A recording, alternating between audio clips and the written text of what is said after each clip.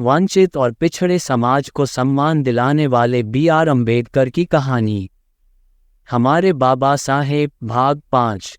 1930 में अम्बेडकर ने महीनों की सावधानीपूर्वक तैयारी के बाद कालाराम मंदिर आंदोलन शुरू किया।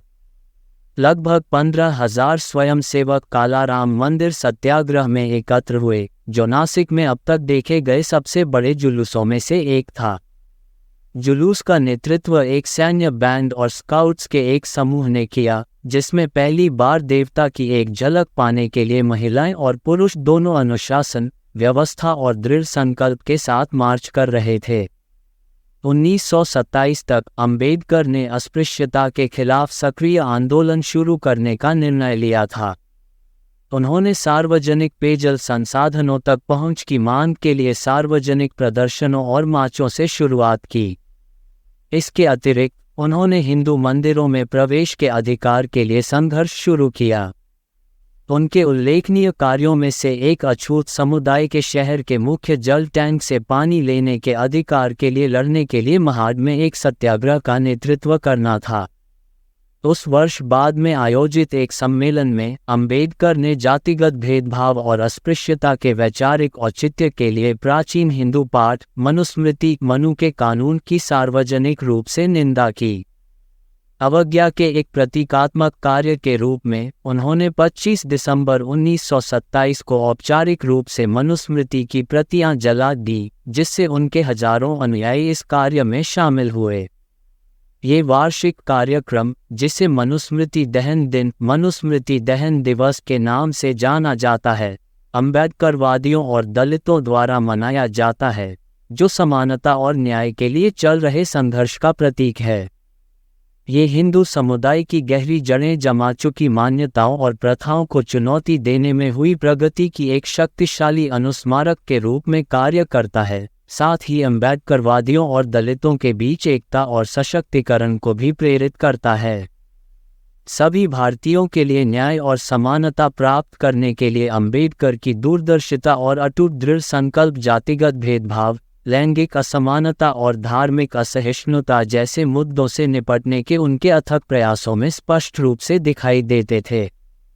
उनका दृढ़ विश्वास था कि वास्तविक प्रगति केवल उन दमनकारी सामाजिक संरचनाओं को नष्ट करके ही प्राप्त की जा सकती है, जिन्होंने सदियों से भारतीय समाज को परेशान किया है।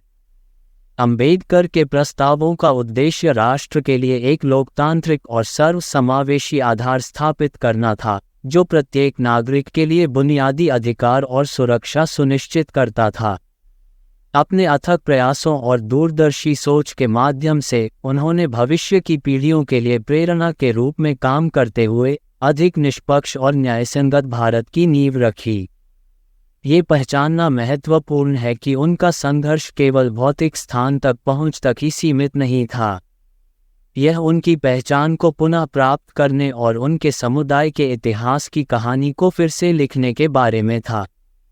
यह मुक्ति और आत्मनिर्णय की दिशा में उनकी यात्रा का एक महत्वपूर्ण क्षण था।